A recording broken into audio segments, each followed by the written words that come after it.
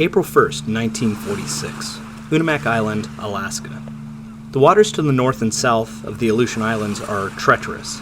Scores of Coast Guardsmen work around the clock trying to keep them safe. The 5 Coast Guardsmen of Scotch Cap Lighthouse were doing exactly that. But unfortunately that night, the seas of the Gulf of Alaska would become too deadly, even for them.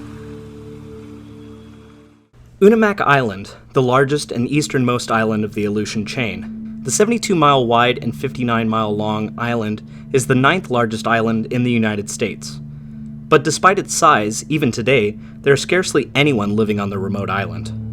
Back in 1946, the island would have been one of the most secluded places to be stationed in the U.S. Coast Guard, with 5 men stationed at Scotch Cap Lighthouse and anywhere between 15 and 20 men stationed at the island's radio direction finding station. It was a 4-year billet, but a year of that was a year of leave to transfer back to some civilization. The island was so hard to get to that supplies only came in once every 3 months. Mail was kicked out of a plane in a sack as it flew over. Life was pretty primitive on the island. Scotch Cap Light was established in 1903, the first Alaskan lighthouse not on the mainland. It stood on the southwestern part of the island, marking the eastern part of Unimak Pass, a vital yet treacherous shipping lane between the Gulf of Alaska and the Bering Sea.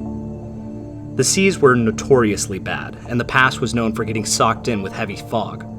The early lighthouse was simplistic, to say the least. A simple wooden square building with a wooden tower atop it. The light was manned year-round with 3 guardsmen. To imagine life in that tiny lighthouse in those early years, winds through Unimak could easily reach 70 knots with driving snow or rain. Repairs to the station and upkeep was likely constant. But in spite of the lighthouse, the keeper saw no small number of shipwrecks in her first 4 decades of usage.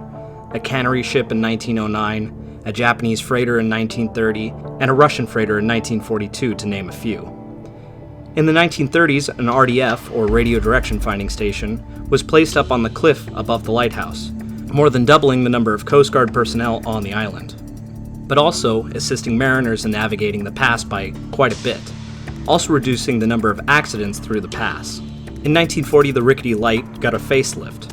A new lighthouse was built just behind the first, this one a bit taller, but more importantly, more reinforced.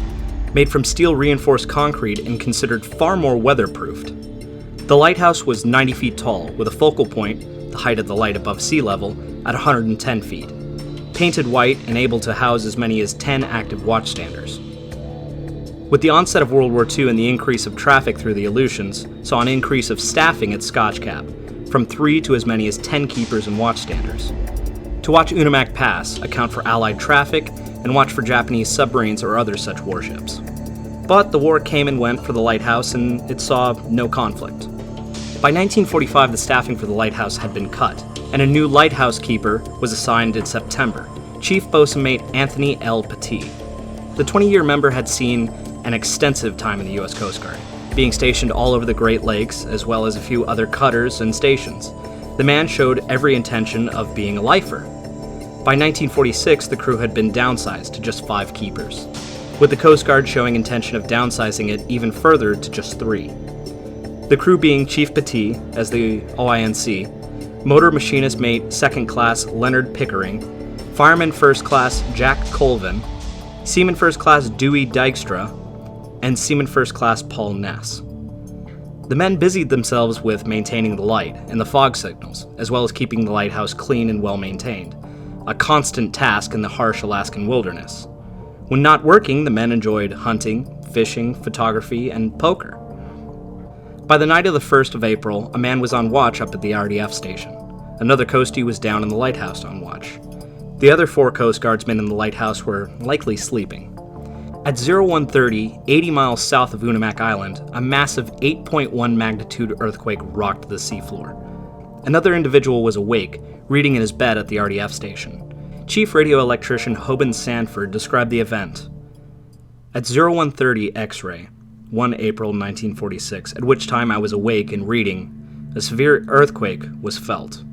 The building creaked and groaned loudly. Objects were shaken from my locker shelf. Duration of the quake was approximately 30 to 35 seconds. The weather was clear and calm. Knowing that the volcanoes to northward of the building had been active at one time, I immediately looked in that direction for signs of renewed activity, and upon seeing none, made a round of the building to see what, if any, damage had been caused by the tremor.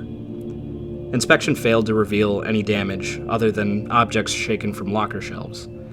The crew were all awakened by the quake. Intending to call Scotch Cap Light Station on the phone to ascertain if they had felt or been damaged by the quake, I went to the phone in operations, but radioman second class Pitts, who was on watch at the light station, had said that he was plenty scared and was going to call Dutch Harbor Navy Radio to see what information that unit might have regarding the earthquake. But this was simply the calm before the storm. At 0157, an even larger quake occurred, an 8.6 on the Richter scale. Not the largest in Alaskan history, but not far off either. The crew had expected aftershocks, but again, were surprised by the intensity.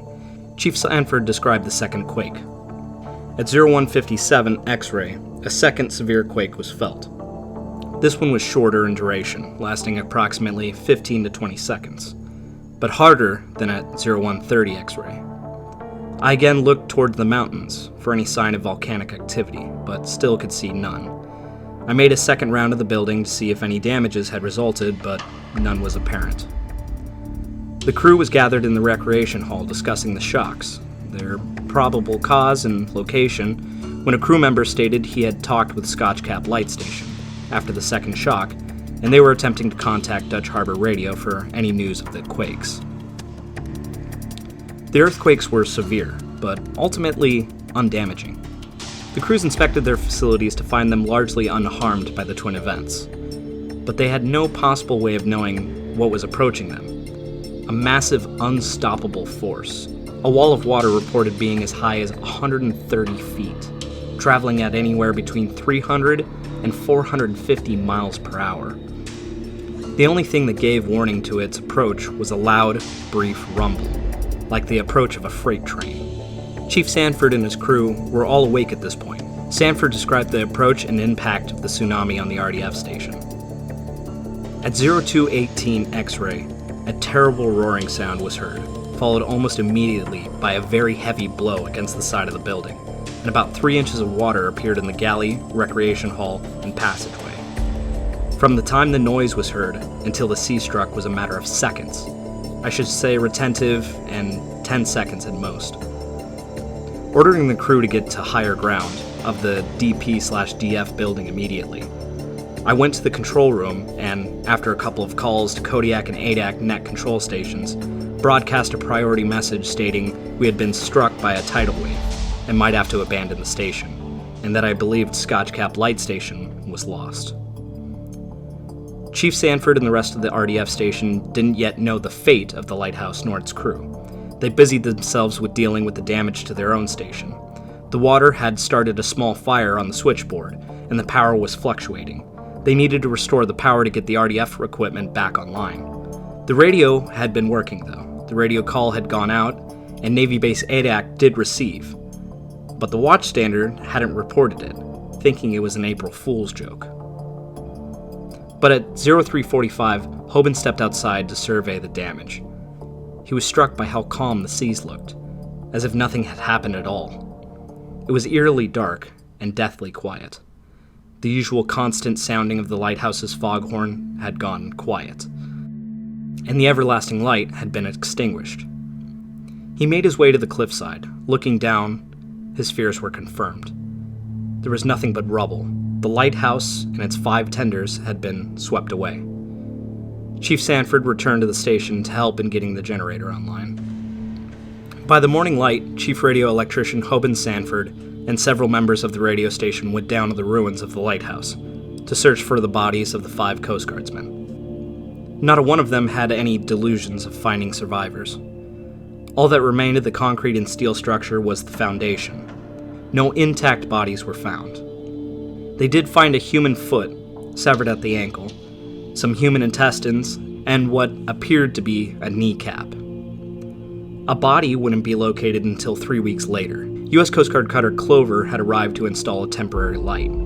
During this time, a body washed ashore, severely mangled. It was identified by the crew by its high cheekbones and small goatee to be Seaman First Class Paul Ness. Around this time, they also found the right thigh and right foot of another body. The body parts were gathered into an old mail sack and put together into a coffin. Seaman Ness received his own coffin. At the time, they were buried by the shore next to two old graves for a pair of Russian sailors, victims of one of the previous shipwrecks. Later on, they were exhumed and moved twice, once to be buried at the base cemetery on Adak, Alaska, then to be brought to be buried in the United States. The loss of the lighthouse and the 5 men remains the worst disaster of a land-based Coast Guard light station. But the 5 Coast Guardsmen were a blink when compared to the destruction the tsunami caused to the rest of the Pacific. The waves surged south at 300 to 500 miles per hour. 4.5 hours later, it struck the Hawaiian Islands. On the island of Hilo, 173 were killed, and nearly as many were injured. Dozens of buildings were destroyed, resulting in millions in damages.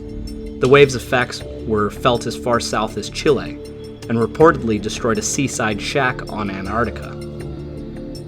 The widespread destruction prompted the creation of the Pacific Tsunami Warning Center in 1949, which is still run by NOAA to this day. To honor the memory of the brave Coast Guardsmen that gave their lives that dark April night, the Coast Guard commissioned the Keeper-class buoy tender U.S. Coast Guard cutter Anthony Petit in 1999. The cutter is home-ported in Ketchikan, Alaska, and operates to this day. The Scotch Cap Light itself, though, has been automated and unmanned since 1971, lighting the way through Unimak Pass and standing as a stark reminder of the dangers of the last frontier, and the lives that have been lost trying to keep that northern land safe. Hope you found this lesser-known topic interesting. Believe it or not, information on this subject is pretty scant. I found a lot of information from interviews with author Peter Kaufman, who is currently writing a book based on the loss of the Scotch Cap Lighthouse. I look forward to seeing that book get published and being able to read it myself. All the same, thank you for supporting the channel. If you haven't already and you feel so inclined to do so, please like the video and share it with your friends. Also consider subscribing for more of my videos in the future. All the same, fair winds and following seas, shipmates.